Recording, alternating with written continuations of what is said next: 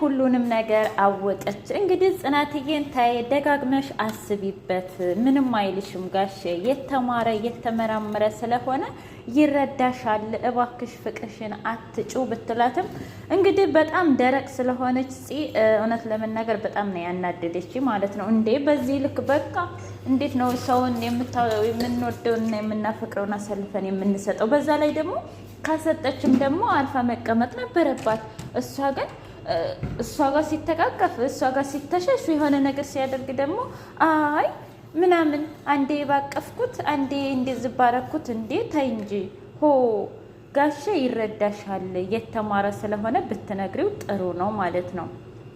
እንግዲህ አዲሱ ልጅ ደግሞ የሀሴት የድሮ ቪዲዮ የለቀቀባት እና ህይወቷን ያመሰቃቀለው ልጅ ሆኖ ቁጭ አለ ማለት ነው። እኔ ጀግንነቴን አሳየዋለሁኝ፣ ሁለተኛ አንገቴን አልደፋም ብላ እንግዲህ ልኩን እያሳየችው ነው። እኔ የሻምበል ልጅ ነኝ እኮ የአባቴ ልጅ እያለች እልክ ውስጥ ገብታለች ማለት ነው። በጣም ደስ ይላል እውነት ለመናገር ሀሴት ዛሬ ያደረገችው ነገር ወድጀዋለሁ ማለት ነው። እንዴት በዚህ ልክ እሱ በጣም ተንጠባረረ። ይሄ ሄኖክ የሚባለው አዲስ የመጣው ሰውዬ ጽናትን ራሱ አስገድዶ ሊስማት ነበረ ማለት ነው። እንግዲህ ጽናትዬ በየሄደችበት በቃ ምንም እንትን የምትለው ነገር የለም ማለት ነው።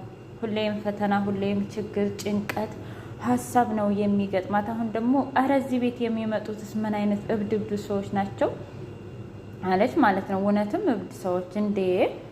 ቤታ እብድ፣ ሶሲ እብድ፣ አሁን ደግሞ የመጣው ልጅ እብድ፣ ሁሉም እብዶች ናቸው ማለት ነው።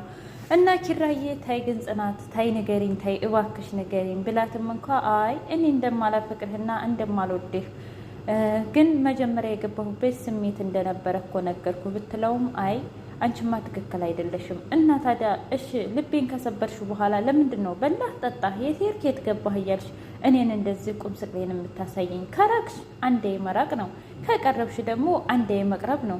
ይሄ ነገርሽ በጣም ሰልችቶኛል ሲላት ከዛም በኋላ አይ በቃ ከዚህ በኋላ ህይወትህን ብትመሰርት ይሻልሃል፣ ህይወትህን መስረት እኔን እርሳኝ ስትል አይ እኔማ እንደሱ እያደረግኩኝ ነው፣ አታስቢ፣ ችግር የለውም ማለችው ማለት ነው።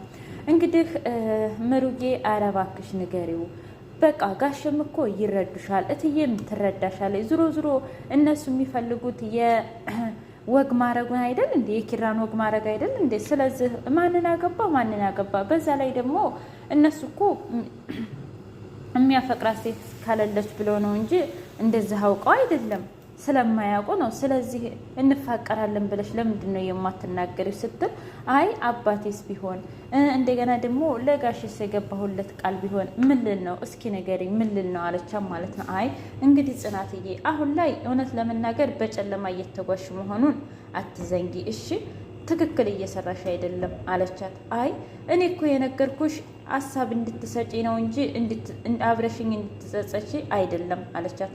እኮ ነገርኩሽ እኮ እኔ እንግዲህ ሀሳብ የምሰጥሽ አንድ ንገሪው ነው የምልሽ፣ ሁለት ደግሞ እንዴት ማቀራረብ እንዳለብን እንመካከር ነው የምልሽ እንጂ ሌላ ምንም የምልሽ ነገር የለኝም እያለች እንግዲህ ምሩዬ ሀሳብ እየሰጠቻት ነው ማለት ነው። ጽናትዬ ደግሞ አንድ ልቧ ኪራን ያደላል፣ አንድ ልቧ ደግሞ የጋሸ ቃል አለ፣ ከዛ ደግሞ የአባቷም አለ። እንዴ እኔ እኮ ከገጠር ባል አልፈልግም ብዬ መጥቼ እዚህ ባገባስ አባቴስ ምን ይለኝ እስኪ ንገሪኝ። ከዛ ፈርጥጬ የመጣሁት እኮ ትምህርቴን እማራለሁኝ ባል አልፈልግም ብዬ ነው። እና እንዴት ነው ኪራን አግብቼ ባሌ ነው ብዬ የሚሄደው እያለች እንግዲህ ግራ ተጋብታለች። እንደዚህ ግራ ከተጋባች ደግሞ አንዱን ምረጪ አለቻት ምሩ ማለት ነው። እና አሁን ላይ ጽናት እውነት ለመናገር ግራ ግብት ብሏታል። ሰላም ውድና እየተከበራችሁ የቻናሌ ቤተሰቦች እንዴት ናቸው? ሁሉ ሰላም፣ ሁሉ መልካም።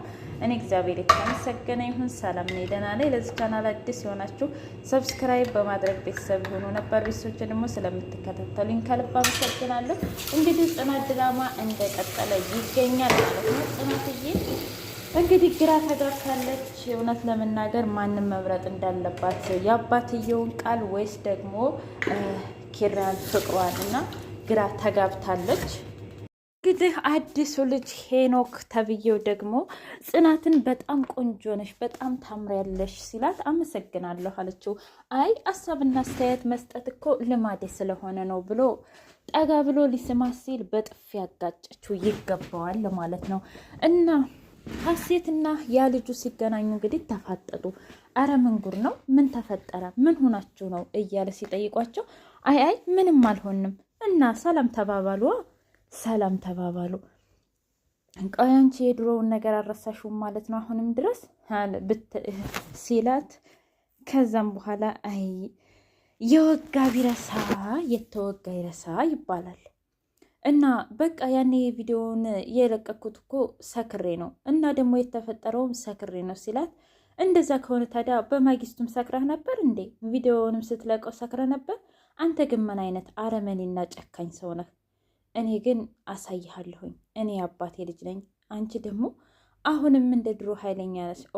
ደግሞ ዛሬ ወንድ ሆነሽ መጣሽ እንዴ እያላት ነበር። ከዛም በኋላ በይለቀቅ አድርጊኝ እናቴ ሲላት፣ አይ ታውቃለህ ከዚህ በኋላ የአባቴን ስም ታነሳና ሲጥ አድርጌ ነው የምገልህ ብላ እንግዲህ ሲለውን አነቀችው። በሌላ በኩል ምሩና እንዲሁም ደግሞ ኪራዬ ቁጭ ብለው እያወሩ ከዛ መጣች ሴት። እንዴ ቆንጆ እያለ እኮ አሁን ኪራ ማለት እኔን ቆንጆ እያለኝ ነበር እንዴ? አዎ አመሰግናለሁ። ከዛ እንደ ወሬ አድርገን እኮ ስናወራ ያው ስለ ቁንጅና ስናወራ ቆንጆ ናት ሲል ነበር አለች።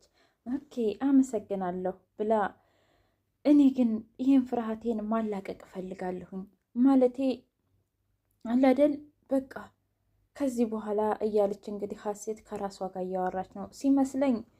በቃ ሀሴትም ኪራን ሳትወዱ አትቀርም ማለት ነው። ወይ ጉድ ጉድ እኮ ነው እንግዲህ ጽናትዬ ልትበይ ነው ማለት ነው። እውነት ለሱ ብላ እኮ ቀሚስ ለበሰች እንግዲህ ሴት መሰለች ማለት ነው። እስከዛሬ ሱሪ ቁንጣ ምናምን ነበር የምትለብሰው። አሁን ግን ከኪራ ጋር እየተቀራረቡ እየሄዱ ነው። እሱ ረሱ ቅድም ተናደሻል መሰለኝ ሲላት፣ አዎ ትንሽ ተናድጅ እኮ ነው አለችው። ከዛም በኋላ እንዴ ስትናደጅ እኮ መጽሐፍ ማንበብ፣ ስፖርት መስራት እወዳለሁ ትየለ እንዴ ለምን አትሰሪም ሲል፣ ከዛም በኋላ እሺ እሰራለሁኝ እንዴ አታዳምጠኝም መስሎኝ ነበር እኮ ስትል፣ አይ እኔ እንኳ ብዙ አዳማጭ ነኝ ማለቴ አዳምጥሻለሁ አውሪኝ እያላት ነበር። አመሰግናለሁ እያለችው እንግዲህ እነሱ እየተቀራረቡ ስለ ልጅነታቸውም እያወሩ ነበር ማለት ነው። ታውቃለህ እንደዚህ ተጫዋች ነህ ብዬ ገምቼ አላውቅም ነበር ስትለው፣ አይ ድሮም እኮ ነበርኩኝ ያው በደንብ ስለማታውቂኝ ነው እንጂ። ሲቀጥል ደግሞ አለ አይደል የልጅነት እባክሽ ብዙም አላስታውስ ሲላት፣ አይ እንዴ ተው እንጂ ቢያንስ ቢረሳ ያ ዳቦ ይረሳል እንዴ እየተባባሉ እንግዲህ ሲያወሩ ነበረ ስለ ልጅነታቸው ማለት ነው። እና አንዳንድ እያሉ ነው እንግዲህ አንዳንድ እያሉ ነው። ስለዚህ እባክሽ ጽናት ፍቅርሽን ተናገሪና ሁሉም ነገር ያበጠው ይፈንዳ ማለት ነው። እና ግራ ገባሽ እኮ አሁን በሱም ትቀኛለሽ፣ እንደገና ደግሞ ብዙ ነገር ታደርጊያለሽ። ስለዚህ ብትናገሪ ይሻልሻል ማለት ነው። እንዴ አሁንስ በዛ።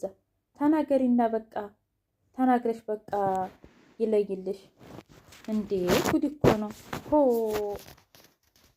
እናትዬ ተናገሪ፣ ፍቅርሽን ተናዘዥ፣ ይበቃል። ጋሼ የሚረዱሽና የአስተዋይ ናቸው። አባትሽም ቢሆን እንደዚህ ትምህርቴን እየተማርኩኝ ነው እንደዚህ ነው እያልሽ እየዋሸሽ ከምትኖሪ ብትናገሪና ሁሉም ነገር ቢያበቃ ይሻላል ማለት ነው ጽናትዬ።